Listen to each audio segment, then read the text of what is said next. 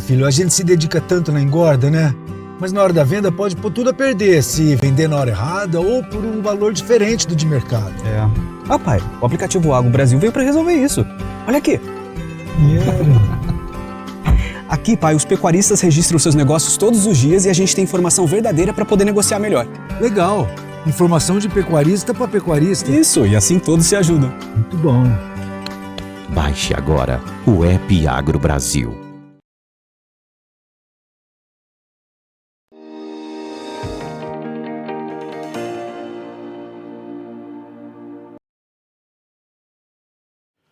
Olá, muito boa tarde a você que está conosco aqui pelo Notícias Agrícolas, aguardando as informações do mercado do boi.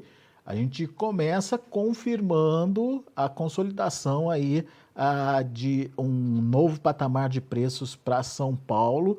O cenário é de alta para as cotações e esse cenário começa a ser replicado também em outras regiões produtoras. A gente vai conversar agora com o Gustavo Figueiredo, lá da Radar Investimentos, para justamente entender o que pode acontecer a partir de agora e como esse mercado pode se desdobrar, principalmente em termos de precificação e comercialização.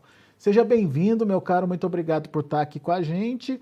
E esse cenário de São Paulo, essa firmeza em São Paulo, está acontecendo em outras praças também, Gustavo?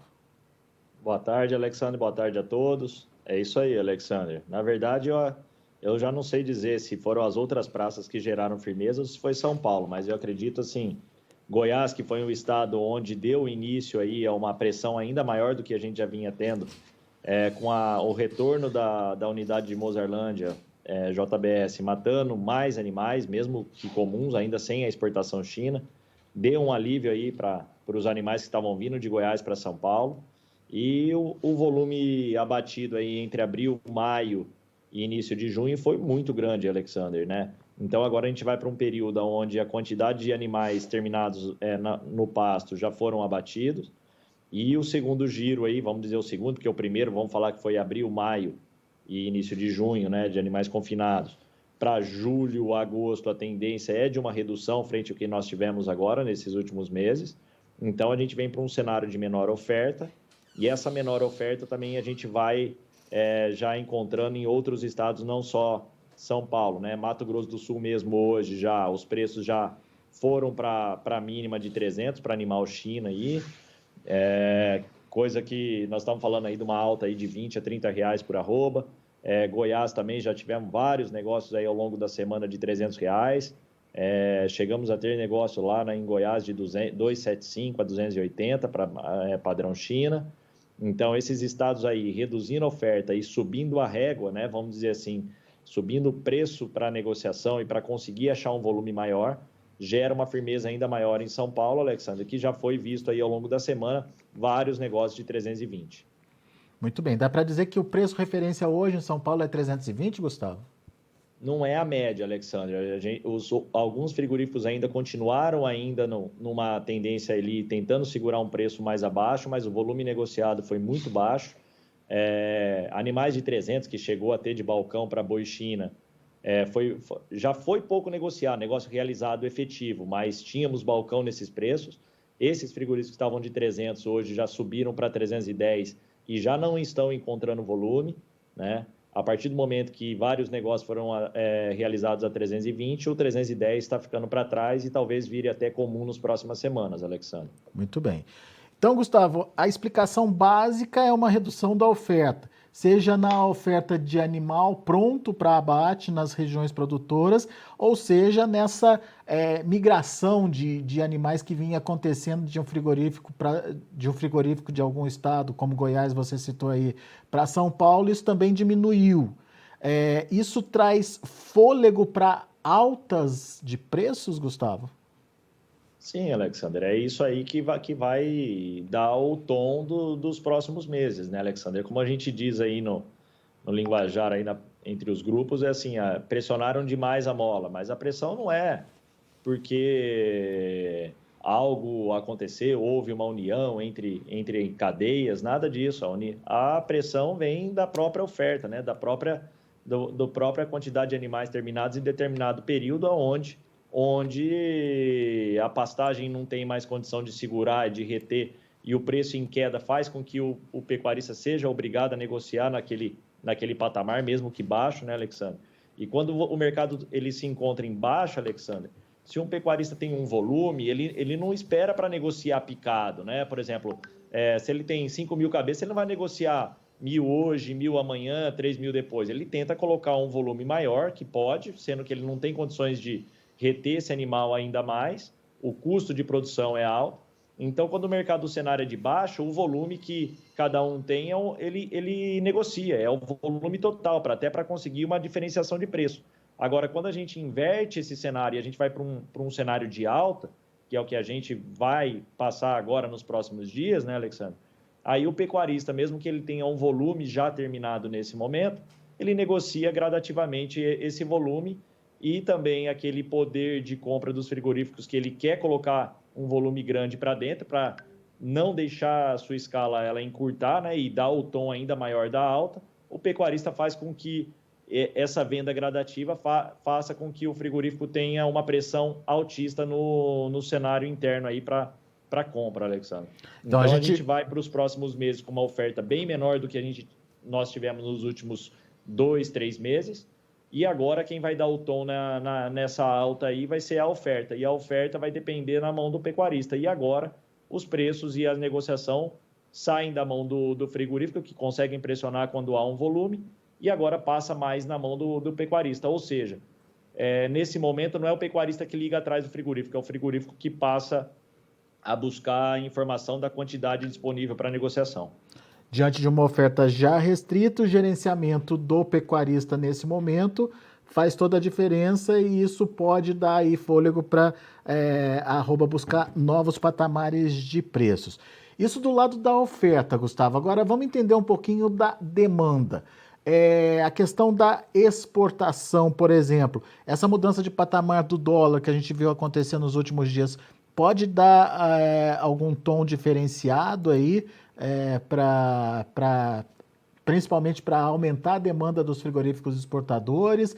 As restrições aí dos frigoríficos para a China, elas têm aí tentado se balancear, mas alguns frigoríficos ainda continuam suspensos. E ontem a gente teve a notícia de mais um frigorífico no Mato Grosso suspenso também, tomando um gancho aí da China. Como é que fica essa relação com a exportação e qual o papel dela nessa pressão sobre os preços? Vamos lá, Alexandre. Sempre é a China que dá o tom no valor da arroba, né, Alexandre? A gente não pode deixar de olhar isso nunca, né? 50% da nossa exportação é China. Então, vamos olhar o resultado de maio. O resultado de maio, a gente veio numa primeira semana muito forte, uma segunda semana que nós tivemos foi mais consolidado, não foi semanal, né? Os resultados não foram semanais para soltar para público. E na última semana houve uma retomada. Então, a gente acabou maio próximo de 7 toneladas dia. Então, ou seja, houve uma estabilização das negociações, do volume negociado, e isso gera, querendo ou não, não foi isso que gerou pressão sobre os preços. O que gerou pressão sobre os preços, na verdade, foi o volume de oferta, né? Então, esse é o primeiro ponto. Então, a China continua levando a nossa carne em um volume considerável que não deixa a nossa arroba desabar, tá? Esse é o primeiro ponto. O que fez cair um pouco mais, gerou pressão, é que a China vem fazendo uma pressão maior, que é o que eles dizem que o que eles estão paralisando os frigoríficos ou dando um gancho nos frigoríficos por alguns dias, é a questão da Covid, né? Então, isso aí eles estão em cima, porque o lema deles é Covid zero, e ontem nós tivemos Tangará tomando um gancho de 30 dias. Então, o que nós estamos vendo nos protocolos dele o primeiro gancho, se é encontrado alguma coisa que eles discrepante dentro da indústria, é um gancho de 7 dias. E isso aí, quem tomou ao longo do mês de final de maio para início de junho foi JBS de Lins e Senador Canedo. Passando 7 dias, pelo que a gente percebe, o retorno da exportação é automático. Então, essas plantas, neste momento, continuam exportando para a China, eles não estão fora, tá? Marfrig e Promissão tomou um gancho de 30 dias, continua ainda fora da exportação, porém, pós 30 dias pode retomar a exportação normal ou não, saberemos pós 30 dias. E a partir de agora, quem tomou um gancho foi Tangará da Serra, que é Marfrig, Só que existem outras plantas China ali em volta, mas, querendo ou não, internamente, dentro do estado, gera uma pressão sim, porque é um frigorífico a menos China negociando, né, Alexandre? Então, eu acredito que nesse momento, esse gancho que Tangará tomou da China, ele é uma pressão mais regional, vai ser mais regional devido também à redução de oferta também nesses estados, tanto que antes desse gancho de ontem, a gente vinha tendo relatos dos frigoríficos correndo atrás dos frigoríficos, né, dos pecuaristas, ou seja, oferta menor neste momento. E esse dólar, somado Gustavo? a isso aí, ela gera uma pressão altista a partir de agora, Alexander, devido à falta de oferta e os outros frigoríficos exportando normalmente. E com uma retomada, querendo ou não, de 30 a 40 centavos do dólar, né, isso ajuda ainda mais com a falta de oferta e gerando poder de compra e de negociação dos frigoríficos, logicamente que isso aí ajuda a corroborar para uma alta aí futura nos próximos dias da arroba. Muito bem. Agora, vamos entender esse cenário de demanda interna que também ajudou, pelo menos nesses primeiros 15 dias do mês. Será que vai continuar ajudando aí na segunda quinzena, Gustavo? Alexandre, eu creio que daqui para frente a gente vai manter, sim, uma demanda aí estável. Eu não acredito que essa demanda pontual de agora, de um mês para outro, 15 dias, 20 dias, é que faz com que mude o valor da arroba, tá? Eu acredito que isso aí ela é regular, de acordo com o período, tudo, mas não é isso que faz o boi sair de 350 para 330. É só uma ajuda pontual aí que gera baixa no valor da arroba, Alexander, ou da carne, vamos dizer assim, para o mercado interno. Na verdade, é mais a oferta, eu acredito, disponível de animais terminados. Então, a partir do momento que nós vamos para um período de menor oferta, acredito que a demanda continuando estável, ou seja, é regular, com sobe e desce ao longo do mês, isso aí não vai fazer com que a arroba suba menos ou caia mais por causa desse mercado interno. A não ser que a exportação, sim, isso aí tem o poder de gerar uma alta maior ou menor. Se a exportação ela começa a reduzir ao longo do mês de junho, automaticamente aquela alta que a gente esperaria um pouco mais agressiva, ela reduz. Mas nesse momento eu vejo que nos próximos dias nós vamos passar aí por um período um pouco mais longo de alta. A alta só está começando, Alexandre. Agora, se ela vai ser muito mais agressiva ou não, aí não dá para a gente dizer. Mas nós vamos para o mercado de firme a leves altas daqui para o final de julho, pelo menos. Boa. O pivô de tudo isso é a oferta de animais. Como deve se comportar a oferta daqui para frente, na sua opinião? E depois a gente tenta avaliar um pouquinho da perspectiva para o último trimestre, que também é um momento aí importante de ser analisado, Gustavo. Então vamos lá. Então nós tivemos uma oferta restrita no início do ano. A partir de março, final de março, até o início de junho agora, nós passamos por um período de pressão sobre o valor da arroba, com uma oferta muito maior e com várias notícias negativas nesse período que ajudaram ainda mais para a pressão negativa, né, Alexander? Para afundar ainda mais os preços. E a partir de agora nós vamos, querendo ou não, como diz, quando nós tivemos pressão negativa forte, do jeito que nós tivemos nos últimos 3 meses, com várias notícias negativas e com margens negativas para a produção futura, ou seja, que ali em abril, março, não tínhamos margem para colocar o animal, para terminar um animal, para ficar pronto julho, agosto, setembro, talvez aí, eu acredito que nesses próximos 2, 3 meses aí, nós vamos para uma oferta muito inferior do que poderia ser se nós tivéssemos uma margem positiva para a produção. Então, custo da comida muito cara, com baixo valor da arroba para negociar via mercado futuro. Isso aí gera uma pressão altista para os próximos 2, 3 meses.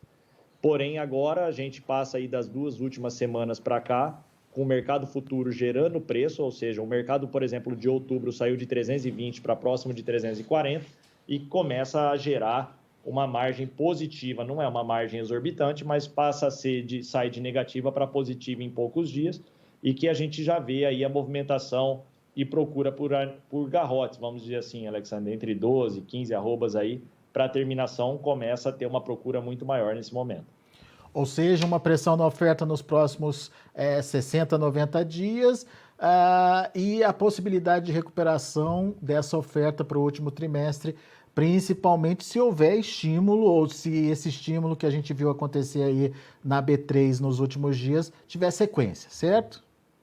É isso aí, Alexandre. O resumão, assim, analisando, é isso aí. A gente está aí ao longo do ano de 2022 com inflação batendo na porta forte, só que o ciclo pecuário, por enquanto, ele se mantém, Alexandre, ainda mais no ano de eleição, né? Então, é inflação com eleição, ainda os gastos continuam, e acredito aí que depois de 3 anos aí, né, que a gente vem de valorização da arroba, a gente passa agora a ter uma estabilização dos preços, ou seja, os preços de pico a gente já viu, né, Alexandre, com o passar do tempo, e a gente tem a questão do ciclo pecuário também, onde já a reposição ela começa a se equalizar, ou seja, um número maior de bezerros já disponível para negociação, tudo isso aí passa a equalizar já o valor da arroba. Então, analisando tudo isso e gerando margem positiva e mercado futuro nos preços atuais, eu acredito que daqui para frente, com mais alta ainda, se nós tivermos no mercado futuro, a partir de agora é para começar a analisar e fechar, negociar os preços aí com margem positiva ao longo do ano de 2022 inteiro e não deixar lá só para chegar lá em outubro, dezembro, para esperar o preço que é, né, Alexandre? Então, aproveitar essas altas, ou seja, mercado em alta para o pecuarista e com margem positiva é para ser vendido, e mercado em baixa é para ser analisado de uma forma contrária. Quando o mercado já caiu demais, não é a hora de fazer a trava, né, Alexandre? Então, a trava é a hora de fazer quando o mercado está em alta e esse é o momento que nós estamos tendo agora. Boa, Gustavo. Bela dica. Meu amigo, obrigado mais uma vez pela sua participação conosco aqui no Notícias Agrícolas. Volte sempre, Gustavo. Eu agradeço sempre o convite, Alexandre. Pode contar com a gente sempre. Um abração. Valeu, abraço para você.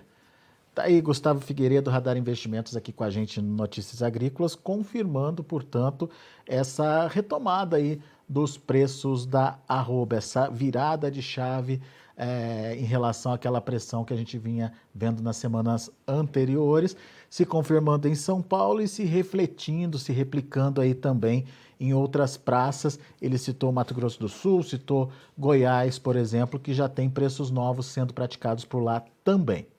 Deixa eu passar para vocês como estão as negociações lá na B3, mercado futuro, mercado ainda em andamento nesse momento. O junho está estável nos R$ 322, apesar do mercado rolando sem mudança no patamar de preços. O julho, R$ 332, subindo 0,51%. O agosto, R$ 334,20, alta de 0,38%. E olha o novembro, R$ 339,35, uma alta de 1,33%. Indicador CPEA ontem fechou com queda forte, 1,07%, a R$ 311,05. São os números de hoje do mercado futuro em andamento lá na B3. A gente vai ficando por aqui. Agradeço a sua atenção e audiência. Notícias Agrícolas, 25 anos ao lado do produtor rural. Se inscreva em nossas mídias sociais. No Facebook, Notícias Agrícolas. No Instagram, @Notícias Agrícolas. E em nosso Twitter, @Norteagri. E para não perder nenhum vídeo, não se esqueça de nos acompanhar no YouTube e na Twitch, Notícias Agrícolas Oficial.